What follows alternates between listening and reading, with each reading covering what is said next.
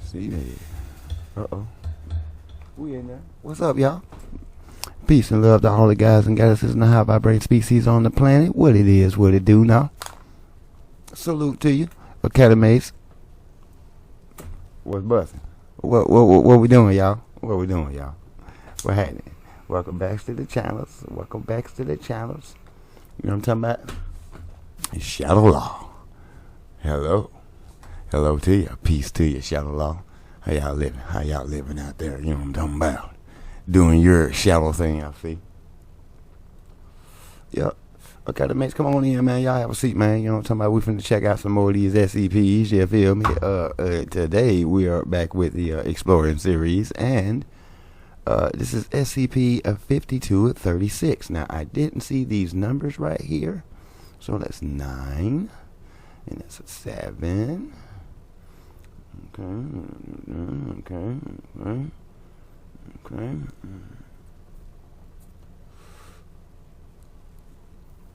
We have the Ethics Committee Inquest. I'm looking at this number so we can get some numerology. I didn't think we was gonna have any, y'all, but looks like we got a little bit of numerology. So let me I'll slide this to the side real quick. Bear with me. If you're new, this is what we do. You know what I'm saying? We do numerology. Sometimes we get into a little bit of etymology.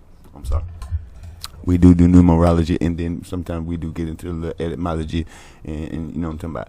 We've been breaking the SCPs down by the number, and it's definitely been working out, which holds higher principles for realism versus fabrication. So we still encourage that you do your own due diligence on all that we present to you on this channel. Everything that you see on the screen presented by the Exploring series, the Vogan, and SCP-Y, and anybody else that we just so happen to be reacting to. We don't ask that you believe. We ask that you do your due diligence and use your own intuition and your own discernment to draw your own conclusion, okay?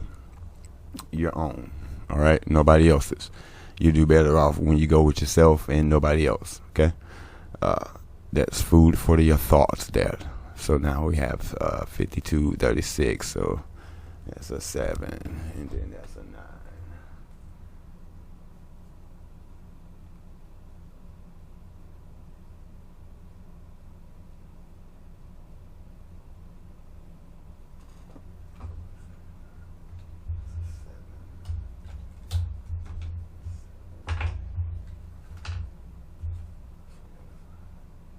Hold on, so let's get that numerology for y'all real quick, guys. Yep. So what is that, 7?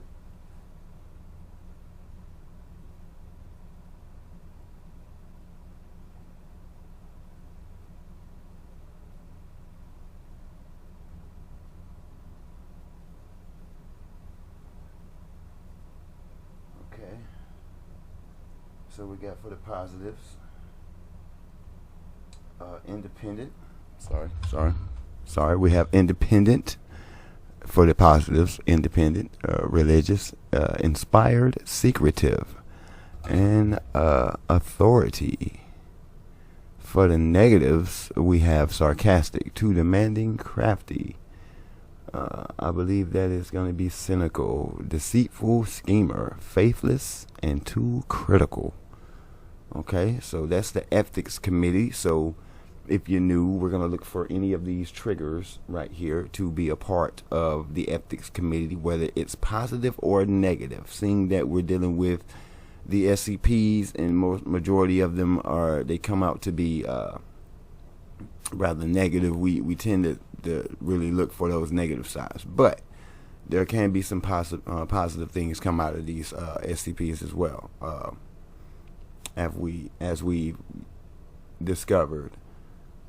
But if you resonate with the number 7, your birthday is on the 7th, you just like the number 7, your life path is number 7, and any other, I mean, you don't necessarily have to resonate with it, have a full connection to it.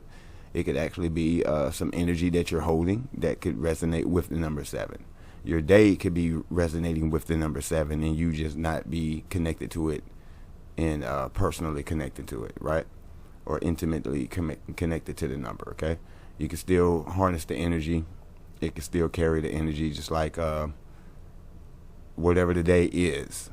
That energy still stands for that day, regardless of what it is to you. That energy still stands for that day. So if there's certain things that's going on throughout your day, kind of look at the numbers. It kind of gives you an expectation of your day. You know what I mean? Doesn't mean necessarily we're going to work out that way.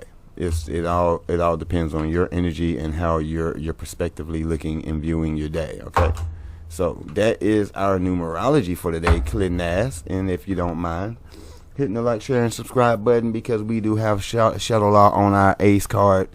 Don't ask me what we did. They decided to just get on our ACE. Okay, so we're just gonna put the pressure on them as they put pressure on us. So if you do not mind helping us out with the algorithm, that's hitting the like, share, and subscribe button, which is very free. You know what I'm saying? It's probably about the freest thing you have here. You know what I'm saying? Is to just hit that button for your boy. You feel me? But in the meantime, in between time, let's see what the Ethics Committee Inquest is talking about. And I hope you have what you need, because I do. And without further ado, let's get to what it is that we do.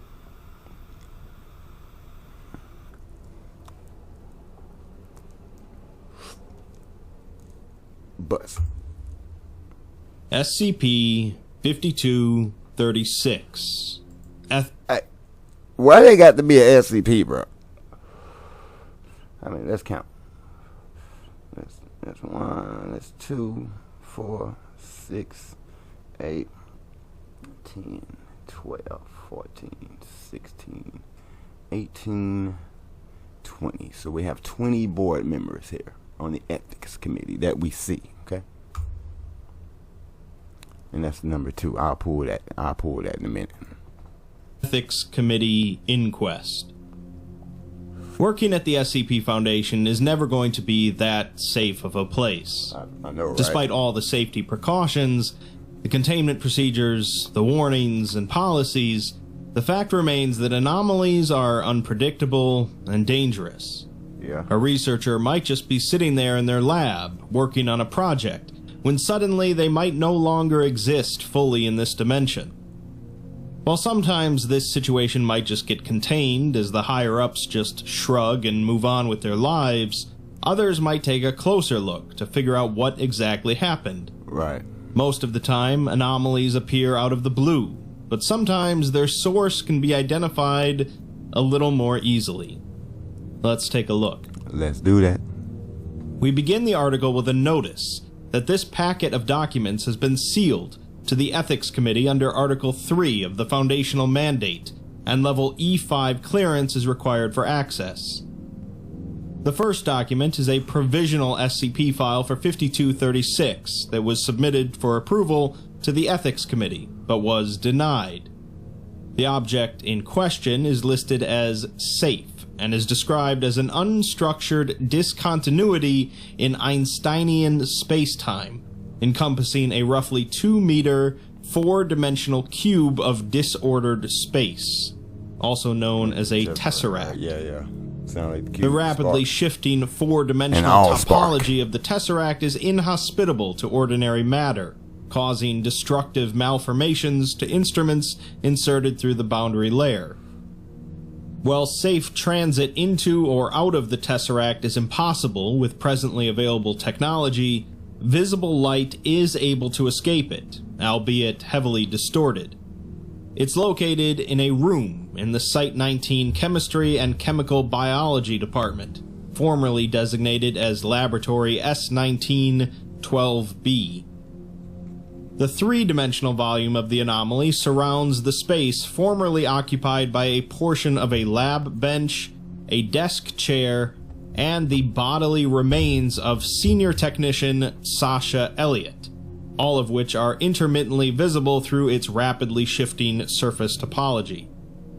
As the anomaly is spatio-temporally fixed to the reference frame of senior technician Elliott, and there is no known method by which her remains could be transported to a standard containment chamber, the lab has been repurposed for containment of the anomaly. The Tesseract manifested at 10:29 MST on the evening of March 2nd, 2023, and the event was captured on video by the Site-19 CCTV system. At 7 p.m., Sasha and junior technician James Norowski are present, engaged in materials analysis and research. 16 minutes later, James closes his workstation and leaves the laboratory and building. At 8:25, Sasha departs the lab and proceeds to the nearby women's restroom, remaining out of view of the CCTV system for 6 minutes. When she returns, she appears agitated and her movements are erratic.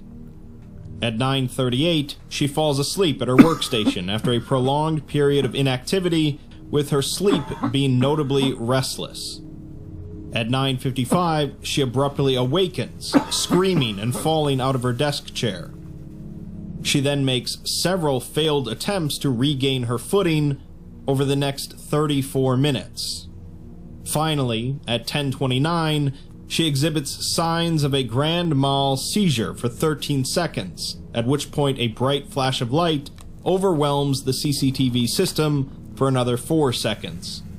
By the time visibility is restored, the Tesseract has manifested in the space previously occupied by the technician. During a subsequent investigation, illegal narcotics were discovered in Sasha's Foundation-issued laptop bag.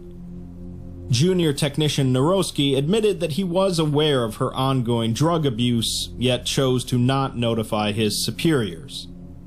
He further testified that she made a habit of working late at night, unsupervised, in contravention of the Foundation's safety policies. James was then reprimanded by the Internal Security Department. We're not really given any reason here as to why this...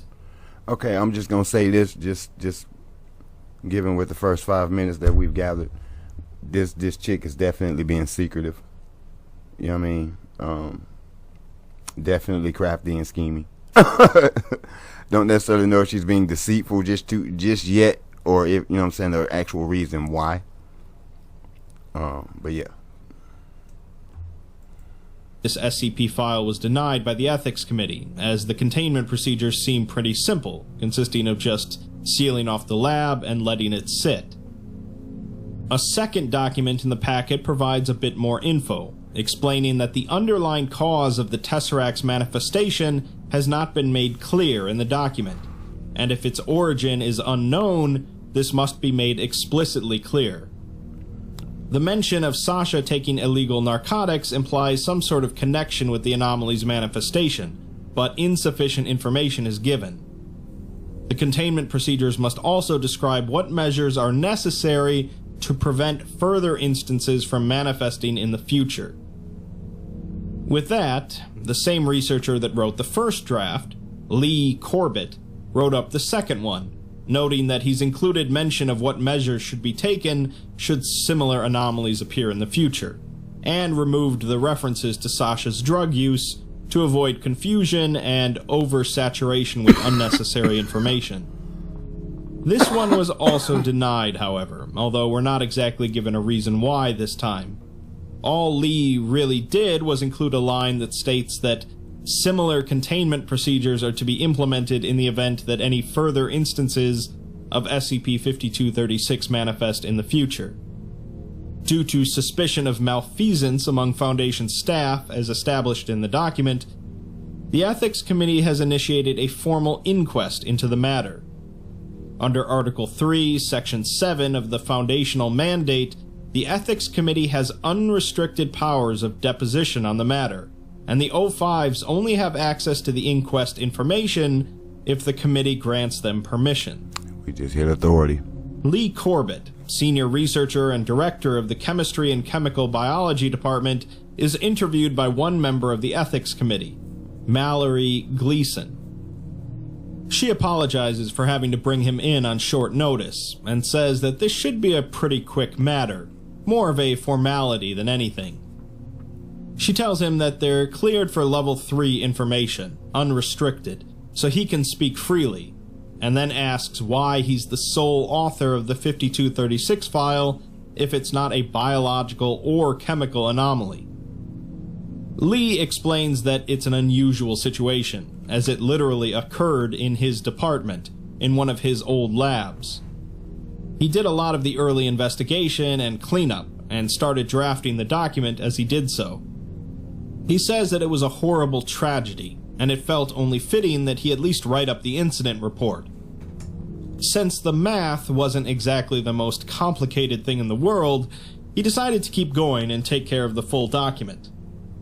She then asks if he consulted with anybody in the extra normal physics department, and he assures her that he didn't need to, as it's far simpler than she'd think. Once you have a good grasp of linear algebra, the rest falls into place. She says that she's never had a head for numbers, and then asks him if the black moon howls, to which he promptly replies with, "The clouds hush her cries," and asks if there's anything else. The interview then ends, and his responses are then analyzed. He had said that he was more than capable of doing a bit of advanced topology in order to write up the SCP file, but a cursory look at his authorship shows that he has never written any SCP entry on subjects other than chemistry or chemical biology. Her consultation with the extra normal physics department confirms that his description of the anomaly showcases a marginal understanding of the subject material at best, and borders on sheer technobabble at worst. As for his response to the Black Moon question, she writes that his negative reply indicates falsehood and deception. Poetic analysis suggests a deliberate lie on his part, with knowledge of wrongdoing. Finally, Lee was eager to leave the interview despite there being plenty of time to get to his next meeting.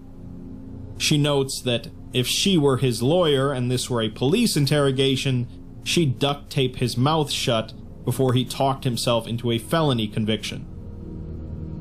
So, not only is Lee hiding something deliberately about the anomaly and Sasha's death from the ethics committee, he's not hiding it very well. Outside of just straight up lying about his experience with these types of anomalies, it seems that the ethics committee has a rather unique method of interrogation, involving the popular Foundation code phrase, "Does the black moon howl?" Yeah, I remember. It seems that there isn't just a preset list of responses to that question, but rather it triggers an automatic response from the person that can be analyzed to determine a number of things about their behavior. Mallory then went on to interview junior technician James Norowski, also a member of the chemistry and chemical biology department. James is not sure why he's Excuse me. Okay. So I said I was going to get that too for us, right? So I'm just going to flip the occupation, chemist. We've already got that one right. All right, so that's automatic. We've heard that term. This one I got there past couple words now, all right? So that's automatic. So that's so number 2 is the positives is easygoing, mild-mannered, agreeable, patient, considerate, cooperative, gracious, kind, peacemaker, caring, persuasive, charming, receptive, diplomatic, understanding, modest, and unwavering. On the negative side, we have petty, small-minded, deceptive, apathetic, shy, weak, hoarding, super sensitive, cruel, impatient, uncooperative, sly, insincere, and inconsiderate. All right, let's get it. Here, as he already had his internal security hearing, but Mallory says that she's with the ethics committee, and this isn't a disciplinary hearing. He's not in any more trouble than he already is, as she heard that internal security already had their way with him, leaving him on probation. Nothing he says here can jeopardize that though, and she'd just like to know a bit more about Sasha. James asks what she wants to know. She replies by asking what does he want to tell her, to which he says that he doesn't know. She then asks what does he not want to tell her, causing him to panic. Mallory assures him that he's not in trouble, and this interview is sealed to only the Ethics Committee, who don't have any say in disciplinary action. Their whole job is just to approve special containment procedures, so nothing he says here will get back to his boss, Dr. Corbett. James says that Sasha was good at her job and worked really hard, practically living in the lab.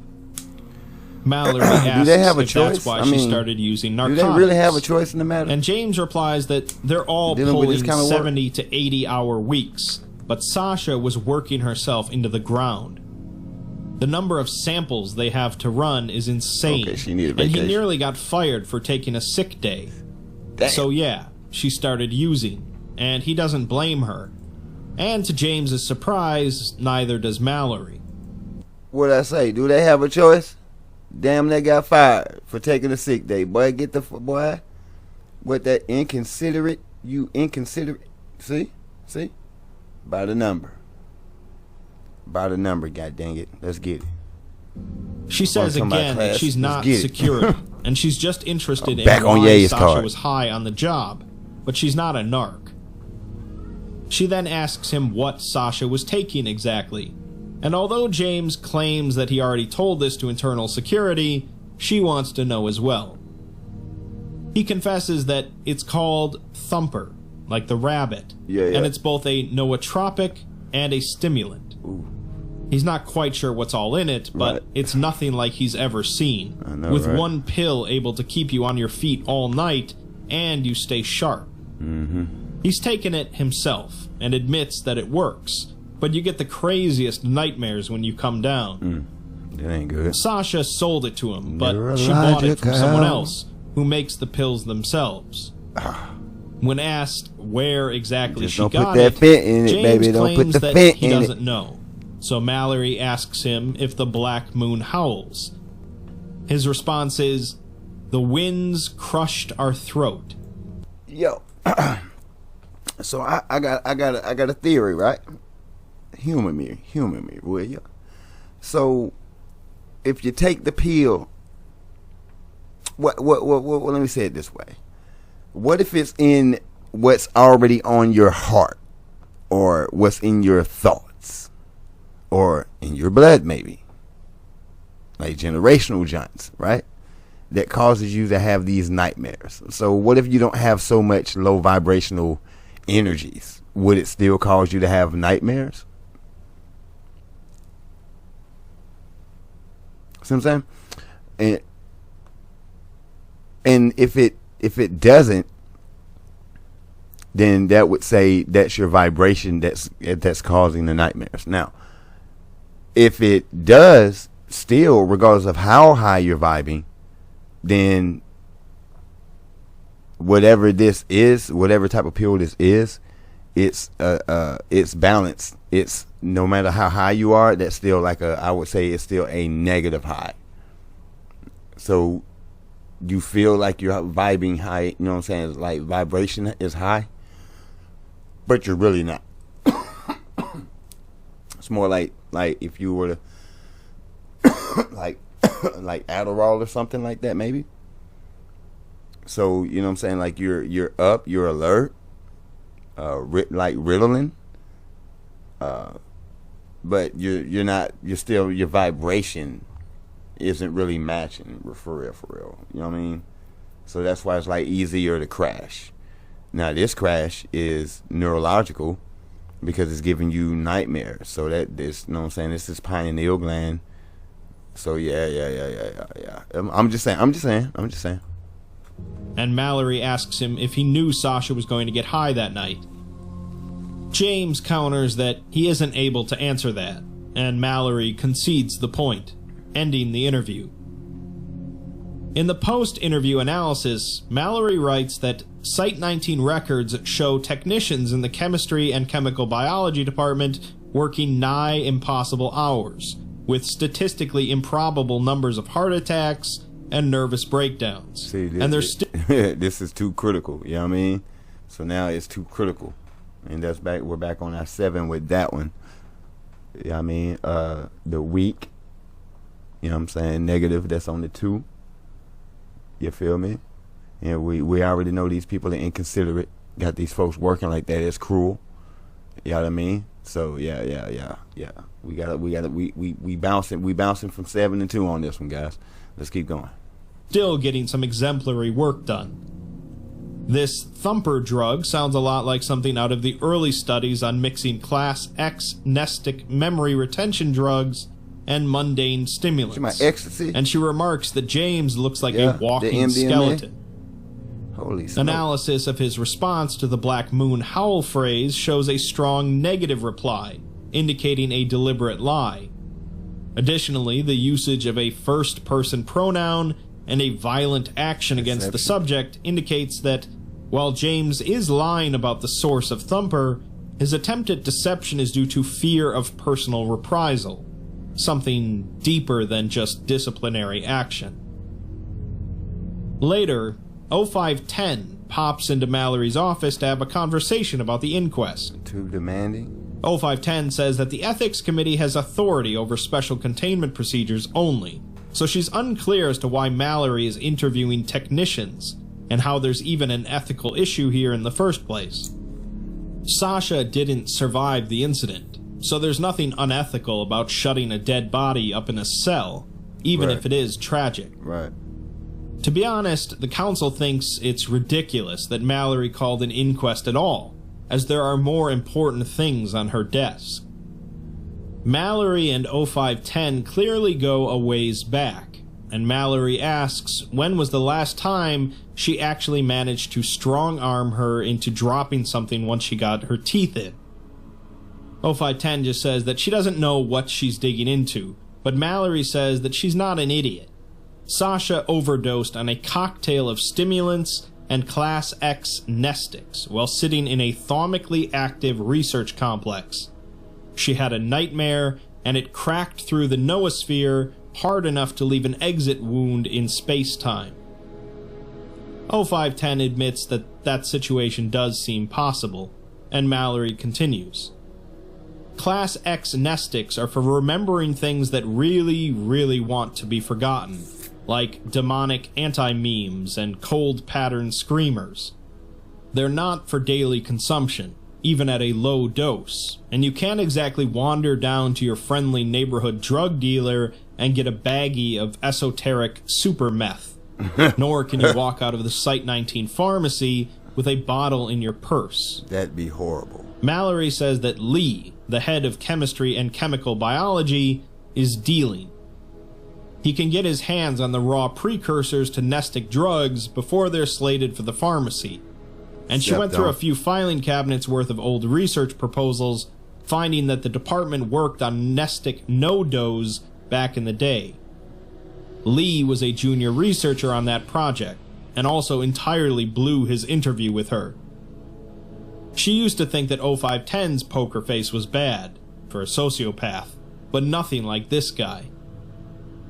0510 replies that that's a very serious accusation, and Mallory says that she's a very serious person. You can tell because she does things like call a sorceress a sociopath while looking her in the eye. This wasn't difficult detective work, as the 5236 revision that Lee sent back was basically a neon sign strobing that it was a cover-up. His research staff is also terrified of him, and James all but had a stroke when she brought up Lee's name.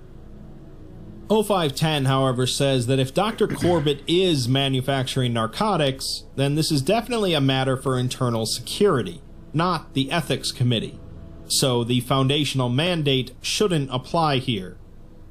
In response, Mallory asks her if the Black Moon howls, and 0510 replies that the stars burn too bright. 0510 is shocked that Mallory would invoke the Black Moon on her, but Mallory says that not only did it show that 0510 thinks that this situation shouldn't go to internal security, it also shows that the mandate still holds, because otherwise she wouldn't be able to do that to her. Mallory says that internal security had James in for a hearing, but they never asked what drugs were found in Sasha's bag. They tried to sweep it under the rug before anybody could say the word nestics. Okay. Given how sloppy Lee is, there's no way he could have kept this side gig under the radar without help from above. Right. She might need to go pry the truth out of Lee's brain, but she doesn't get the sense that internal security is in on the take. If they were, they'd have to be doing something way more high reward than selling arcane stimulants to overworked techs. Internal security is where you want to worry about your Chaos Insurgency sleeper agents, not drug dealers. She asks 0510 if any of them are Chaos Insurgency sleeper agents, and 0510 admits that 2 of them are, yes. Mallory continues, saying that it's pretty damn obvious that internal security has some compelling reason to look the other way, and 0510 thought this was too far out of the mandate for the Howl to work. It's also true that Lee's lab has been getting some amazing research done, even though his techs keep having nervous breakdowns and heart attacks. So she asks 0510 if the council is handing out designer drugs to keep technicians perky all night, or are they just turning a blind eye when Lee does it? 0510 admits that they knew about Lee's side project, and they were keeping internal security off his back, but the whole thing has always been Lee's operation, not theirs. Mallory doesn't think that 0510 would be a part of the operation, but hates that she's just letting it happen. She calls her a stone-cold witch, but never once has she seen her be cruel. She even came down here to intimidate Mallory in person instead of just sending a flunky, and she appreciates that, but she doesn't think the same can be said for the rest of the council. 0510 can't disagree with that, and Mallory says that she doesn't sound particularly heartbroken about her sinister plot being uncovered. 10 replies that it was never her plot, sinister or otherwise, and Mallory suspects that it was 053's idea, or the twins maybe. 053 came out of chemistry and chemical biology, and this plays right into 7 and 8's fetish for ruthless optimization. 0510 admits that she's correct on all 3 counts, as this was 053's directive with support from both 057 and 8. She applauds Mallory's clever deduction, as nobody else has put it all together. Mallory is, of course, surprised that 0510 is just admitting to all of this, but she says that this is an official inquest, and they're supposed to cooperate and speak truthfully. In truth, Mallory did an admirable job of gloating herself right into some very embarrassing information about some very dangerous people. It's a good thing this recording is sealed for the Ethics Committee, although if she were to petition to release it to the council, it would certainly raise eyebrows if she refused. Mallory says she's the worst, but 10 replies that she doesn't appreciate having the Black Moon invoked on her so frivolously. She's fond of Mallory, but that was insulting, and she has a bad habit of overstepping. If she doesn't do it again, 10 won't let on to the rest of the council just how good a detective she is. Mallory apologizes, but 10 says that that's not quite good enough. In return, she's invoking the writ of recompense, so that Mallory owes her a favor in kind to be fulfilled at a later date. Regardless, she's not sure what Mallory is going to do with the inquest from here. The Ethics Committee only has authority over special containment procedures and research protocols, not discipline. She's honestly surprised that whatever leaps of logic Mallory is taking are sound enough to keep the mandate in effect. Mallory mentions the first Ethics Committee review document, which states that special containment procedures must describe whatever measures are necessary to prevent further instances of SCP-5236 from manifesting in the future. In other words, if underhanded dealings and illegal narcotics usage led to the creation of the anomaly, that falls under Ethics Committee purview to prevent future similar anomalies. 0510 applauds her cleverness again, and the interview ends. In the analysis afterwards, Mallory remarks on her usage of the term Gias to refer to the Black Moon, which is a Gaelic term for a vow, generally magical in nature, that compels someone to do something. She notes to herself to stop getting so casual with the She, the fairies of Celtic mythology. 0510 has a solid case for claiming recompense under the old law, and Mallory is probably going to be dragged into some inane 05 infighting and getting herself cursed.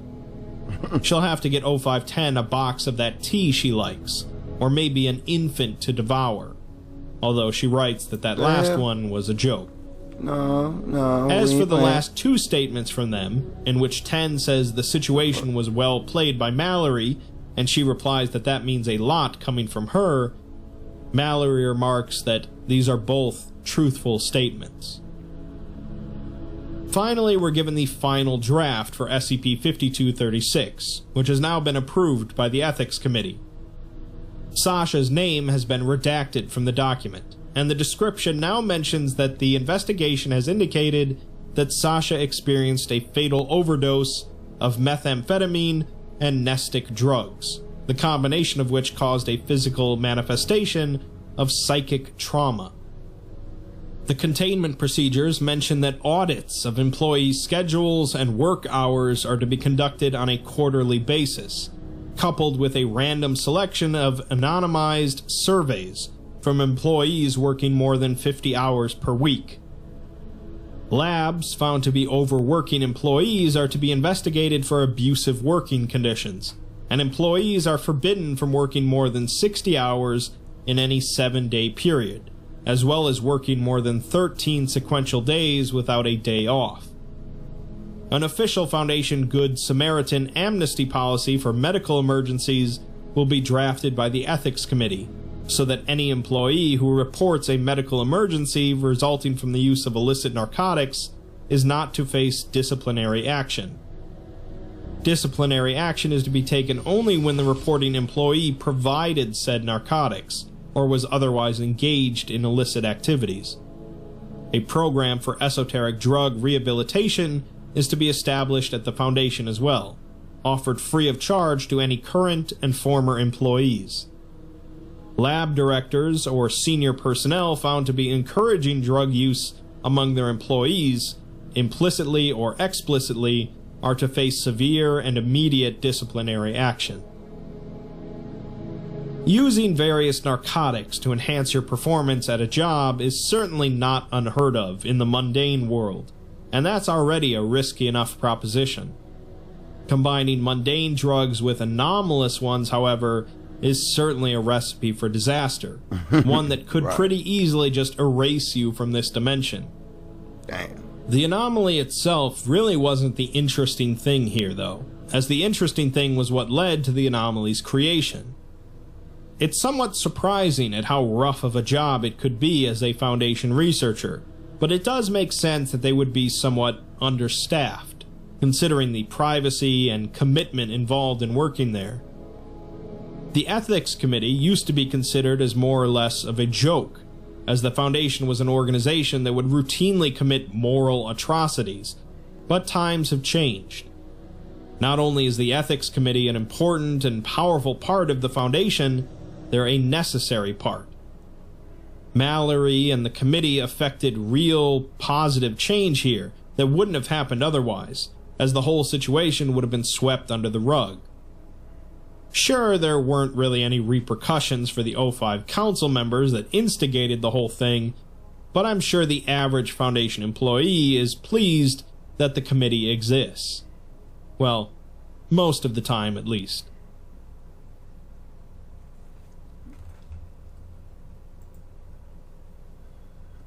Well, okay, mates, there it is, man. The whole ethics committee, you know what I'm talking about? The ones that be supposed to be looking out for everybody's better interest as far as working there. You know what I mean? I can't really argue with what they trying, you know what I'm saying, what they got going on with that, but I do know that we had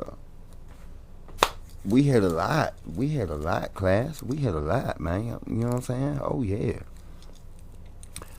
on the positive and the negative side. So we was able to actually balance it out a little bit. You know what I mean? But dang, if it wasn't, I'm just like, bing, bing, bing, bing, bing, bing. It's like, it was just hidden. You know what I mean? Like, we went from the negative to the positive, especially with the number 2. So we went from like being inconsiderate, you know what I'm talking about, cruel, the way that they run it on the employees like that, right? And to turning that round to understanding and, you know what I'm saying, being a little bit more considerate, a little bit more patient. But boy, if they wasn't running them in the ground, oh, that was rough. You know what I'm saying? Like, too critical, too demanding. You know what I'm saying? Had people have to be crafty, deceitful, scheming. You feel me? Like, it's like, you know, secretive. I mean, it was going down in this one. It was going down in this one. You know what I'm saying? It's like, that was like a real insight on some ethic committee, like what these people probably really deal with on a regular basis in real time. You know what I'm saying? So, yeah, man, that's you feel me? Like, And then you dealing with anomalous drugs. Like what's that all about? Let's talk about that. Like, what's that hitting on? You know what I'm saying? What is that like? What movie was that? Well, they turned a little pill on and it give them superpowers or something. You feel me? What was it? Jamie Foxx? Jamie Foxx played in that joint. Yeah. So yeah, man. Man, we was busting them numbers. I'm talking about, boy, stop. So the 7 and the 2. You know what I'm saying? We were running and gunning with the 7 and the 2 for sure. And then, you know what I'm saying, even the chemist, the occupation come out of that joint too. So, you know what I'm saying? If you're new, this is what we do. You feel me? So we got that chemist up in this joint. You know what I'm talking about? We had mediators. Excuse me. We had a lot that going on. You feel me?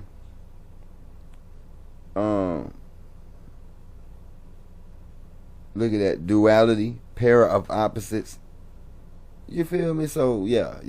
Intuitive connection with nature. So we was definitely banging that one out. You know what I'm talking about? So, you know what I'm saying, Academates, I appreciate y'all for joining me. If you're new, I appreciate you for joining me. Y'all be sure to hit that like, share, and subscribe button on your way out of here. You already know we're going to return with another. You know what I'm talking about? I don't know where we're going to be, whether it's the Vogan. I think we might take a trip to the Vogan. You know what I mean? We ain't been over there in a minute. So we may bend the block on the Vogan. You know, for the next segment.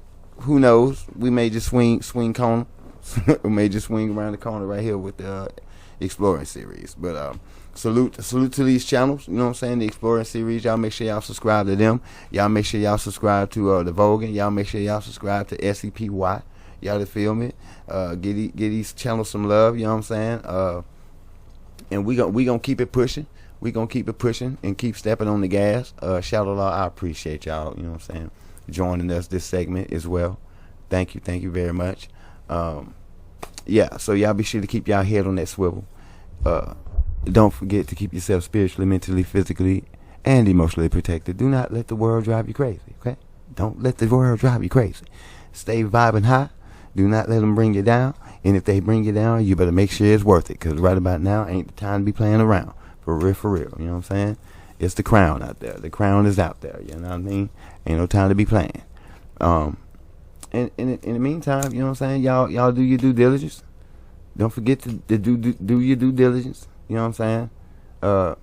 Keep the oil with you. You know what I'm saying? That's operating in love. You know what I'm saying? Divine love, that is. Divine love. You feel me? From the cosmos, cosmic love. You feel me? Operate as best you can. I know things go left, but as best you can. Everything gonna be alright, and we're gonna be back. You know what I'm talking about? Peace.